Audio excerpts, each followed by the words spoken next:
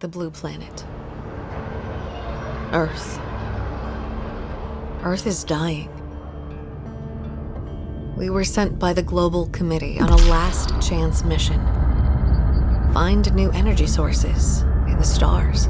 Dans ce nouvel épisode, en fait, on a essayé de travailler un peu plus le world building, donc ce qui se passe en dehors du jeu. On a écrit beaucoup de choses sur le contexte terrien, ce qui se passe sur la Terre et ce qui amène cet équipage à traverser la galaxie pour se cracher sur cette planète. Pour le projet, je voulais absolument pas de la hard SF. L'idée, c'était justement de pouvoir s'affranchir un petit peu de la réalité pour pouvoir coller les éléments qu'on voulait au game design. Moi, j'ai plutôt une vision un peu romantique de la science-fiction.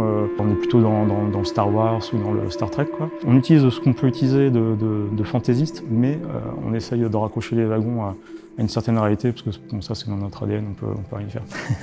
Déjà, on conserve tous les pans de jeu qui faisaient ce que Dead in Vinland était Dead in Vinland, la gestion des besoins et des compétences des personnages, la priorisation des tâches dans le camp, l'exploration, les dialogues, le combat. Contrairement au setting un peu historique dans le passé, qui apporte son lot de contraintes en termes de survie, parce qu'on n'a pas accès à beaucoup de technologies, etc. Le setting futuriste nous permet pas mal de choses nouvelles et intéressantes. Et surtout, le fait de placer l'histoire dans un monde inconnu. On s'éloigne de la science pure, mais on entre dans la fiction et dans le merveilleux. Donc on peut vraiment incorporer des éléments, des thèmes et des environnements qui vont venir renforcer notre game design. On se met moins de contraintes en game design parce qu'on a ce loisir de s'écarter un peu de la réalité par moment, et donc ça, c'est intéressant. Le fait qu'on ait un contexte assez inédit dans la série qui est la SF, ça faisait beaucoup moins sens que dans les précédents Dead in Vinland, dans Dead in Bermuda, d'avoir le confort du camp centré autour du feu. On a converti ça en énergie, ce qui faisait sens. On a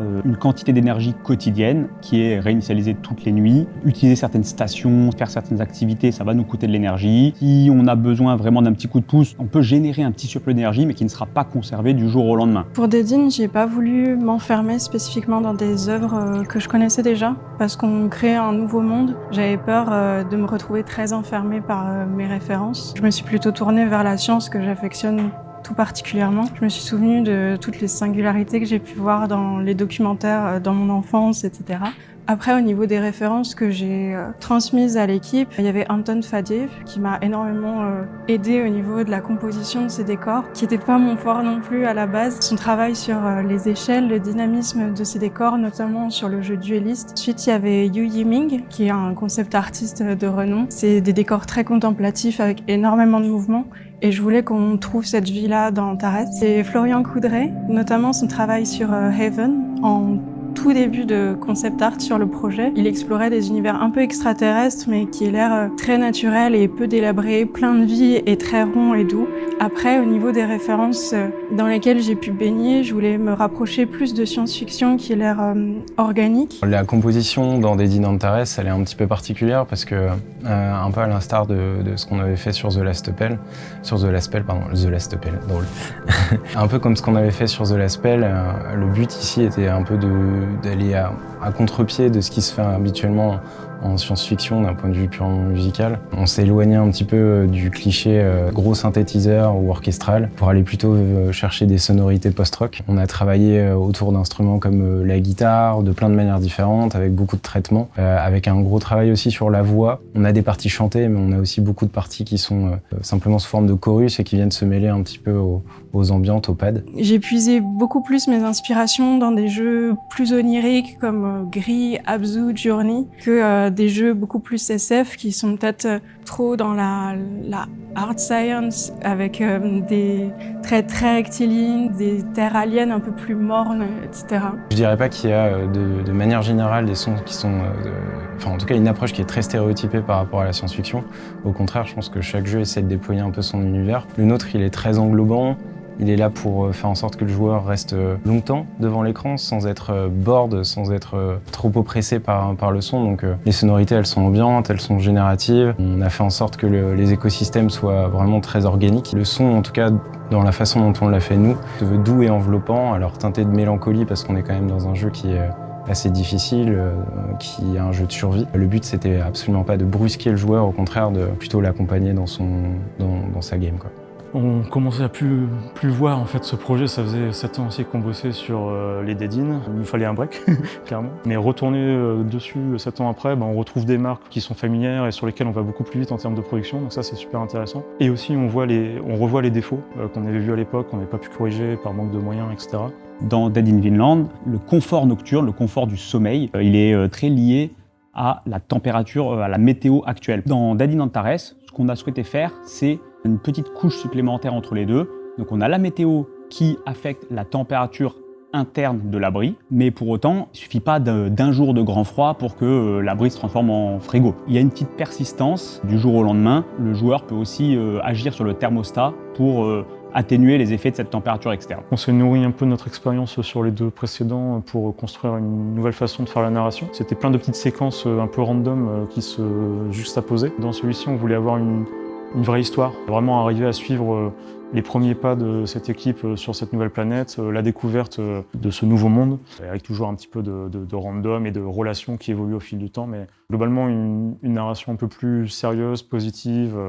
Voilà, c'était un peu l'idée centrale du jeu, quoi. Quelque chose qui a failli être intégré dans le jeu et qui n'est peut-être pas une bonne idée. Ce que j'ai en tête, c'est plutôt quelque chose qui sera intégré dans le jeu et qui a failli ne pas être une bonne idée. On a voulu afficher aux joueurs le plus clairement possible ce qui va se passer, les valeurs, les choses qui vont se déclencher, etc. en fonction du contexte. On s'est rendu compte un peu après que ça marchait très bien pour l'exploration, pour les points d'intérêt, mais pour tout ce qui était dialogue, la narration, etc., dans lesquels on veut un peu plus forcément de subtilité, d'imprévu, etc., et dont les contextes sont très différents du côté gameplay, ça a clashé un petit peu au niveau de ce qui était possible. Donc voilà, on a dû pas mal plancher sur ça pour rectifier ces problèmes. On est un jeu à interface, on est un jeu sur lequel on passe beaucoup de temps à explorer des menus, à certes parfois à faire du combat, mais à faire beaucoup de gestion. Du coup, la science-fiction de mon côté, je l'ai bien plus joué sur justement les sons d'interface. La partie émotion, elle s'est faite sur la musique, la partie immersion, elle s'est faite sur l'ambiance, enfin, en tout cas sur les animaux créés, parce qu'on est sur une planète dans laquelle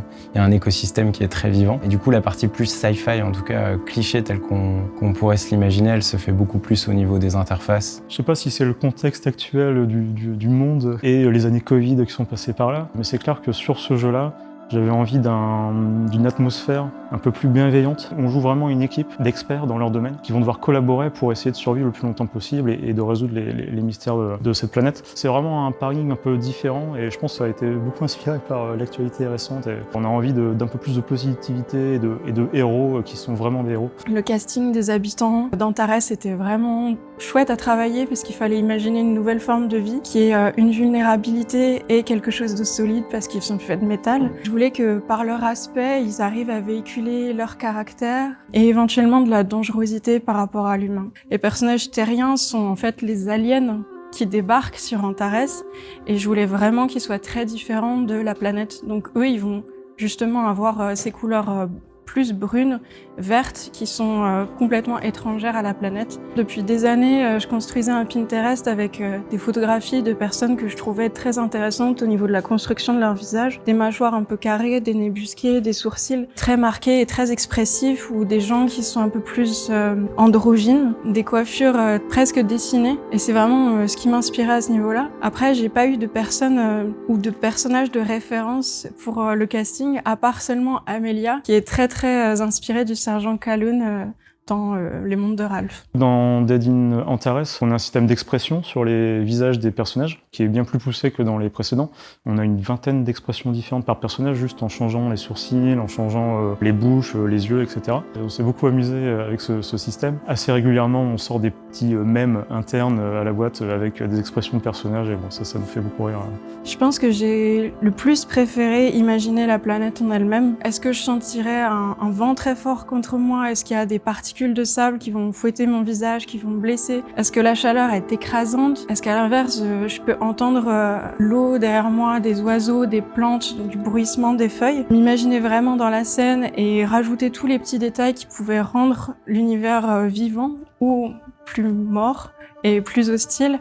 On a des biomes qui sont radicalement différents, même s'il y a des créatures qu'on rencontre pas, en fait il y a des créatures que j'ai sonorisées. La partie la plus fun a été de les sonoriser beaucoup à la voix, ou en tout cas de reproduire des sons d'animaux que j'avais entendus soit dans des documentaires, soit dans des banques, de les reproduire avec ma propre bouche, et c'est un truc qui est assez fun à faire et qui finalement marche assez bien. Je voulais vraiment travailler Antares par opposition à la Terre. Dans le jeu, la Terre est malade, elle est souffrante, donc quand on la quitte, dans la scène d'intro, on voit qu'elle a des teintes jaunes, vertes, brunes. On ne retrouve plus vraiment la vibrance de la Terre qu'on connaît. Je voulais à l'inverse retrouver ces teintes-là sur Antares en excluant un vrai vert, les bruns et ce jaune un peu malade qu'on avait sur Terre. Donc on a des teintes beaucoup plus chaleureuses. Je voulais vraiment dépayser le joueur par rapport à ça. Quand on fait des sessions de playtest, on découvre souvent le travail des autres et c'est ça qui nous donne beaucoup de plaisir pendant le développement. Et moi, vu que j'ai un peu plus de recul sur le game design, je suis moins dans le micro. C'est vrai que du coup, j'arrive à prendre du plaisir à jouer à nos propres jeux. Enfin, d'ailleurs, c'est aussi un des bons indicateurs. Si j'arrive à prendre du plaisir quelques semaines avant la sortie du jeu sur notre propre jeu, je me dis qu'il y a peut-être d'autres gens qui seront comme moi et qui prendront du plaisir. Mon personnage préféré dans Dany Antares, c'est Liu, parce que c'est l'ingénieur du groupe, c'est celui qui va être très capable dès le début, plutôt posé, réfléchi, et puis vraiment aller dans le sens de l'amélioration des choses, pas trop s'apitoyer sur le passé, mais voilà, vraiment aller vers l'avant. Mon personnage préféré dans Dany Antares, c'est la planète en elle-même. Je pense que c'est un personnage à part entière, et du fait d'avoir passé autant de temps, en tout cas pour le moment, sur la création des ambiances, je me suis vraiment attaché à cette planète dans laquelle finalement l'équipage se perd, mais moi je m'y retrouve. Je pense que ce sera Omar. Je trouve que c'est quelqu'un de très nécessaire dans une mission qui est aussi compliquée qu'un crash sur une planète qu'on ne connaît pas. C'est quelqu'un qui va aider à arrondir les angles, que ce soit au sein de l'équipage, mais aussi avec toutes les autres entités qu'on va réussir à rencontrer. Bon, mon personnage préféré d'Antares, je pense que c'est Amelia, donc l'héroïne principale. Voilà, badass, mais un peu en pleine crise existentielle. Donc, voilà. Ce que j'aimerais que les joueurs ressentent en découvrant Antares ou en le parcourant au bout de quelques heures, c'est plus de l'émerveillement. La planète est très hostile, mais construite sur un environnement gazeux, aquatique, et je voulais qu'ils se sentent bercés par tous ces mouvements et cette douceur. La même envie, le même accrochage au jeu que dans les précédents. Le petit symptôme du encore un petit tour et puis j'arrête, mais en lissant un petit peu justement les frustrations, l'omniprésence de l'aléatoire qu'il y avait. Voilà, c'est bien un peu d'aléatoire, c'est bien un peu d'imprévu. Faut pas que ce soit surtout une des causes principales de l'échec. En jouant à Dany Antares, j'aimerais que les joueurs ressentent la planète en fait. Le gros enjeu de mon côté, c'était de faire une musique qui soit émotionnellement impactante, mais surtout de créer de l'immersion et de sentir la planète en fait. Et si c'est le cas et si les gens oublient que c'est de la science-fiction et qu'ils sont juste immergés en fait dans l'histoire, sans sortir comme on dit, en restant vraiment enveloppé, je pense que j'aurais réussi mon boulot. J'ai pas compris ta question. La première personne qui décéderait. Qui décéderait? Forcément quelqu'un du studio, je suppose. Ah oui. Ouais, sinon c'est pas marrant. Quelqu'un de l'équipe. Si on était tous dans Dead, je pense que la première personne qui devrait mourir... Je pense que je saurais m'adapter à l'environnement et d'avoir un aspect beaucoup plus technique. Je sais aussi que je suis très curieuse et que je résisterai pas à m'approcher peut-être un peu trop près de quelque chose que je trouverais intéressant ou joli. Je pense que c'est ça qui pourrait me tuer, quoi. Elle est horrible cette question. Le premier à claquer, je suis sûr que ce serait Bruno, ça c'est sûr. Ce serait peut-être moi, que même si je suis assez compétent, peut-être que la plupart des gens en auraient un peu marre de me supporter au quotidien. C'est possible que ce soit un accident volontaire. J'ai pas de justification.